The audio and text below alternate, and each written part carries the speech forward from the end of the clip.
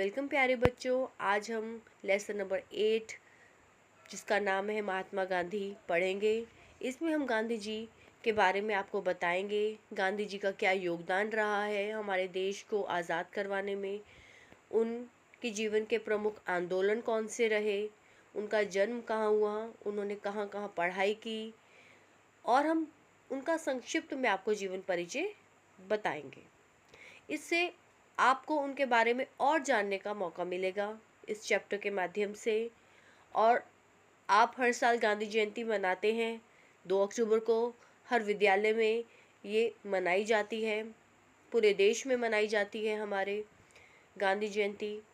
तो हमें इस चैप्टर के माध्यम से और भी बहुत कुछ उनके जीवन के बारे में जानने को मिलेगा। आइए शुरू करेंगे चैप्टर। फर्स्ट लाइन से हम शुरुआत करते हैं। चलिए देखते हैं।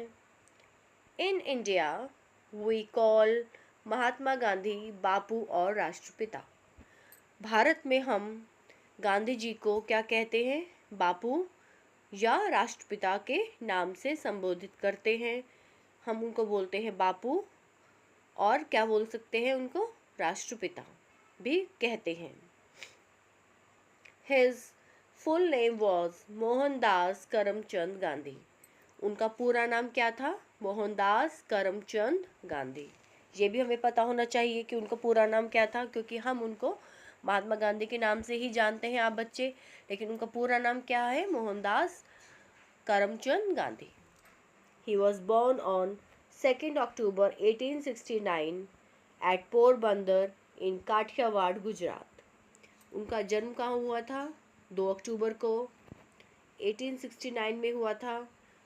गुजरात में एक जगह है पोरबंदर, वहाँ पर उनका जन्म हुआ था। और पोरबंदर कहाँ है? काठियावाड़ में। आगे पढ़ेंगे। His father's name was Karamchand Gandhi. उनके फादर का नाम, पिताजी का नाम था Karamchand Gandhi. His mother's name was Putli Bai, और उनकी माताजी का नाम था Putli Bai. His wife was Kasturba Gandhi, और उनकी जो धर्म पत्नी थी उनका नाम था Kasturba Gandhi. Gandhi ji lived the life of a common man and kept himself away from luxuries। जो गांधी जी थे वो एक कॉमन मैन, एक साधारण आदमी की तरह, व्यक्ति की जैसे अपना जीवन व्यतीत करते थे। And kept himself away from luxuries, और जो जीवन में जो लग्जरीज होती हैं उनसे दूर रखते थे अपने आप को। लग्जरी क्या होती है? विलासितापूर्ण जीवन शैली। इसको हम इस से समझ सकते हैं, जैसे हम अपने जीवन में कभी कभी फिजूल खर्ची करते हैं, और हम सभी अच्छी सुविधाएं चाहते हैं, उत्तम सुविधाएं हम सभी अपने जीवन में चाहते हैं। उन सभी उत्तम सुविधाओं से वो दूर रहते थे, कोई सुविधा नहीं लेते थे, और उनकी जो जीवन शैली थी वो बहुत ही साधारण थी, एक साधारण व्यक्ति के जैसे थी। और वो सब जो लग्जरी होती है जीवन में, जो उन सभी से वो दूर रहते थे, फिजूल खर्ची से दूर रहते थे। He was very honest and truthful from his childhood। वो बचपन से ही बहुत ही ऑनेस्ट और ट्रूथफुल। ऑनेस्ट होते हैं ईमानदार, और ट्रूथफुल होते हैं सत्यवादी। कभी झूठ नहीं बोलते थे, ईमानदार थे, बचपन से ही ऐसे थे वो। Once he read the story of Shravan Kumar. एक बार उन्होंने श्रवण कुमार की स्टोरी पढ़ी। Shravan used to carry his old and blind parents in baskets slung on a bamboo yoke।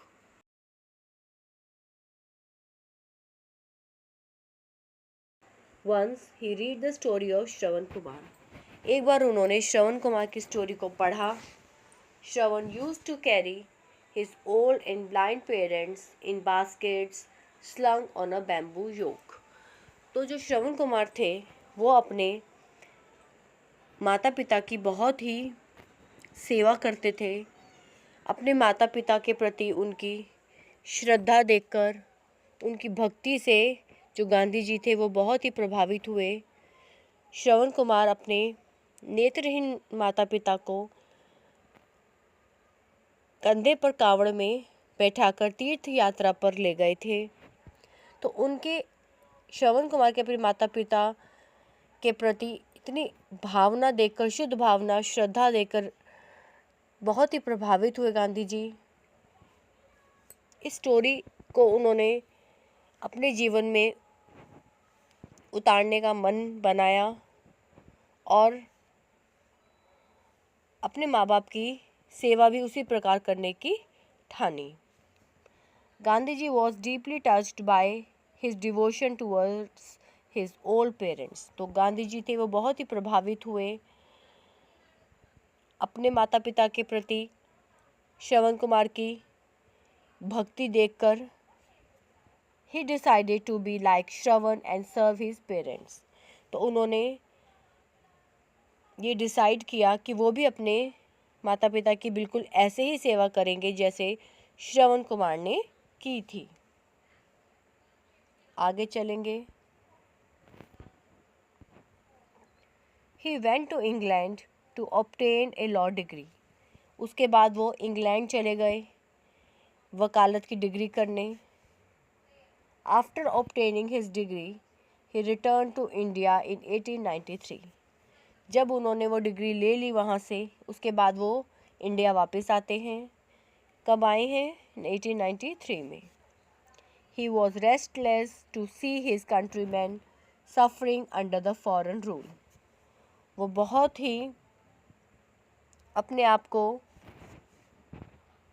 असहाय महसूस करते थे अपने देशवासियों को जब वो देखते थे, उनकी सफरिंग्स को देखते थे जो ब्रिटिशर्स के रूल में यहाँ पर थी। जो ब्रिटिशर्स, जो अंग्रेज हमारे ऊपर जो अत्याचार करते थे, उन सभी को देखकर गांधी जी को बहुत ही असहाय महसूस होता था। So he devoted his entire life for the upliftment of the poor and to free his country from the clutches of the British rule. इसलिए उन्होंने अपनी पूरी लाइफ समर्पित कर दी भारतवासियों के लिए, गरीबों के उत्थान के लिए, गरीबों को उठाने के लिए, उनकी स्थिति सुधारने के लिए और अपने देशवासियों को आज़ाद कराने के लिए। जो ब्रिटिशर्स का यहाँ पे शिकंजा था, क्लचेस होता है शिकंजा, ब्रिटिशर्स का यहाँ पे रूल था, उन्हीं के नियम और कानून यहाँ पर फॉलो किए जाते थे, उन सभी से आज़ाद कराने के लिए गांधी जी ने अपनी पूरी लाइफ समर्पित कर दी देश सेवा के लिए। He led the freedom movement against the British government and started Satyagraha, non-cooperation movement, Dandi Salt March, Quit India movement and civil disobedience movement. He led the freedom movement, इसलिए उन्होंने बहुत सारे फ्रीडम मूवमेंट ब्रिटिश गवर्नमेंट के against चलाए, खिलाफ उनके बहुत सारे आंदोलन है। ये प्रमुख आंदोलन यहाँ पर बताए गए हैं। सत्याग्रह, नॉन कोऑपरेशन मूवमेंट, इसे कहते हैं असहयोग आंदोलन, डांडी सॉल्ट मार्च, नमक सत्याग्रह, क्विट इंडिया मूवमेंट, भारत छोड़ो आंदोलन, सिविल डिसओबीडियंस मूवमेंट, सविनय अवज्ञा आंदोलन। तो ये प्रमुख आंदोलन है जो गांधी जी ने शुरू किए। आगे पेज पर आएंगे। Ultimately India got freedom on 15 अगस्त 1947। फाइनली बहुत सारे संघर्षों के बाद, इतने सालों के परिश्रम के बाद भारत को आज़ादी मिली 15 अगस्त 1947 को। Mahatma Gandhi is known for his principles of non violence all over the world. जो महात्मा गांधी जी हैं वो पूरे विश्व भर में प्रसिद्ध हैं अपने प्रिंसिपल्स के लिए, जो उनके सत्य और अहिंसा के प्रिंसिपल्स हैं, उनके जो नियम हैं उनके लिए प्रसिद्ध हैं। He led a saintly life and was against all sorts of injustice and inequality prevailing in the society. वो एक संत की तरह जीवन व्यतीत करते थे and was against all sorts of injustice and inequality. और जो भी उस समय समाज में इनजस्टिस मतलब होता है, अन्याय, और इनइक्वालिटी होता है असमानता, जो भी अन्याय और असमानता उस समय सोसाइटी में थी उसके अगेंस्ट वो थे। He wanted to establish Ram Rajya, वो एक राम राज्य बनाना चाहते थे। By Ram Rajya he meant the kingdom of God. इसका मतलब होता है जैसे राम जी ने राज्य किया, किंगडम ऑफ गॉड, राम राज्य में आप जानते हैं कि कैसा होता है। राम राज्य में सभी लोग सुखी होते हैं, किसी में एक दूसरे के प्रति कोई दुर्भावना नहीं होती, सब अपने को दूसरों को एक समान मानते हैं, कोई बड़ा कोई छोटा नहीं, सब एक समान होते हैं। इस तरह का राज्य वो चाहते थे, जैसे एक भगवान का राज्य होता है उस तरीके से वो चाहते थे कि हमारा देश भी उसी प्रकार ही बन जाए, ऐसा वो राज्य चाहते थे। For him Ram and Rahim were one and the same deity. उनके नज़रिए से जो राम और रहीम थे वो एक हैं, सब धर्म एक हैं, सब जाति एक हैं, सब भगवान एक हैं, ऐसा राज्य वो चाहते थे। कोई भेदभाव ना हो किसी भी लेवल पे, और किसी भी धर्म के आधार पर, जाति के आधार पर कोई भेदभाव ना हो। For his great contribution to the country India call him the father of the nation, और बापू, उनका जो बहुत ही योगदान रहा है देश के प्रति, ग्रेट कंट्रीब्यूशन का मतलब ये है कि उनका जो असीम योगदान रहा है, इस वजह से जो हम भारतवासी हैं उन्हें फादर ऑफ द नेशन और बापू कहते हैं। Father of the nation English में हो गया, हिंदी में राष्ट्रपिता कहते हैं और बापू भी कहते हैं। इन नामों से उनको जाना जाता है। He was assassinated on 30th January 1948 by Nathuram Godse. उनको 30 जनवरी 1948 को उनकी हत्या कर दी गई। किसके द्वारा? नाथूराम गॉडसे के द्वारा। Since then 30th January is observed as Martyrs Day in India। तभी से जो 30 जनवरी है, 30th जनवरी हर साल यहाँ पर भारत में शहीद दिवस के नाम से जाना जाता है।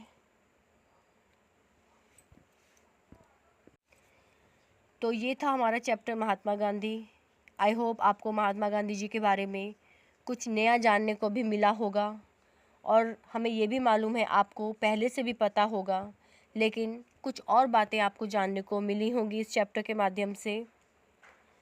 और हमें अब इनको याद भी रखना चाहिए, हर छोटी छोटी बात जो हमारे देश के लिए ज़रूरी है, हमारे देश को कैसे कैसे आज़ादी मिली, कितने संघर्षों के बाद, और बहुत सारे लोगों का योगदान रहा है जिन्होंने अपने प्राण न्यौछावर कर दिए हमारे देश को आज़ाद कराने के लिए।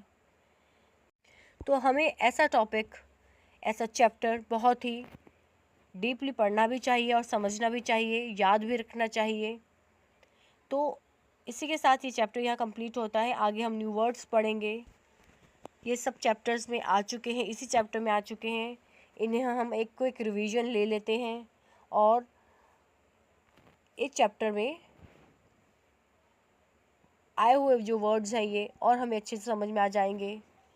चलिए फर्स्ट वर्ड से शुरुआत करेंगे। डिवोटेड होता है समर्पित होना, एंटायर संपूर्ण। गांधी जी ने अपनी संपूर्ण जो लाइफ थी वो इंडिया को दे दी। अपलिफ्टमेंट होता है उत्थान। क्लचेस शिकंजा, जो ब्रिटिशर्स का शिकंजा था हमारे भारत के ऊपर। बैम्बू योग, बांस से जुड़ा। लग्जरीज होता है विलासितापूर्ण। ऑब्टेन प्राप्त करना, किसी चीज़ को हमने प्राप्त कर लिया।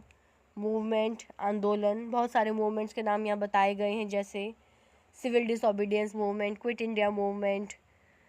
ठीक है, इस तरीके से जो आंदोलन है अल्टीमेटली होता है आखिरकार हम भारतवासियों को आज़ादी मिली। इनजस्टिस होता है अन्याय, इनइक्वालिटी असमानता, डीटी होता है भगवान, कंट्रीब्यूशन योगदान, असैसिनेटेड होता है राजनीतिक हत्या।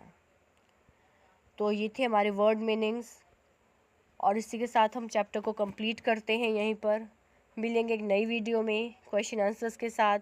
थैंक यू बच्चों।